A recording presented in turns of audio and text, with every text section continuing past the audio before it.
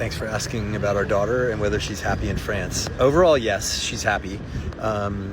Could she be happier? Yes. There's good and bad days, just like for all of us. I think for her, she's almost 13, so she's a preteen, and it's all about friends, right? And her school as well.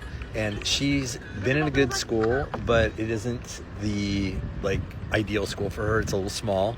She wanted a small school, but it's a little too small.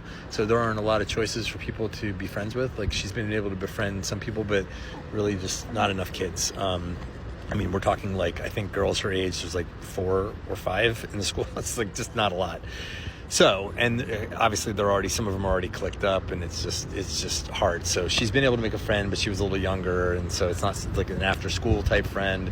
I think she went a little too small in the school, and so we overcorrected there. So now she's going to be going to a different school that's also taught primarily in English, although there is still 4 days of French a week, so she'll still have lots of French there, but it's a bilingual school. So I'm hoping that she's very excited about that, and so I'm hoping that that's going to help her, have a better adjustment into French life and all that. But overall, she sees the things that are good here. We talk about it very openly as a family.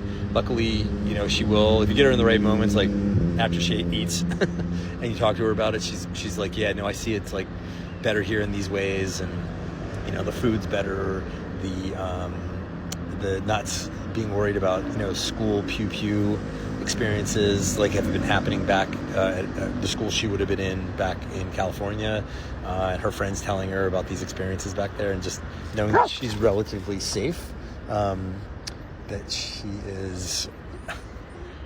she is not in danger is a big thing. She brings those things up. We don't even say that. She says, yeah, that's a good, I like that here.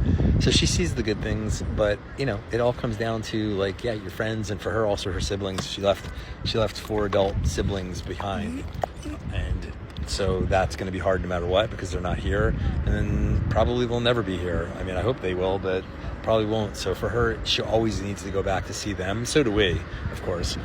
So that's going to always be there, and we're always going to have a bit of a split existence because of just that factor alone. If it wasn't for the adult siblings, I think she would eventually just grow roots here, and then it would be about, grandparents and things like that would be important. But I think that's always going to be just an asterisk on this life for her.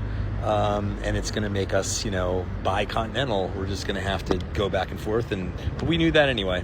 So a piece of her heart and our hearts are always going to be back in the United States. But overall, yeah, she's doing okay. I'm so proud of her, honestly, for making this adjustment. Going to a new continent, leaving everyone behind, everything she's ever known, and starting a new life. And she's done very, very well with it. I'm probably better than I would have even done at her age, I'm sure. So my wife has said the same thing. We're proud of her. But for parents that are going to do something like this, it's a process. You got to keep them talking. You got to just keep checking in. You got to do everything you can to support them in all the ways that are important to them. Get them involved in activities and sports. Get them outside. Get them doing things.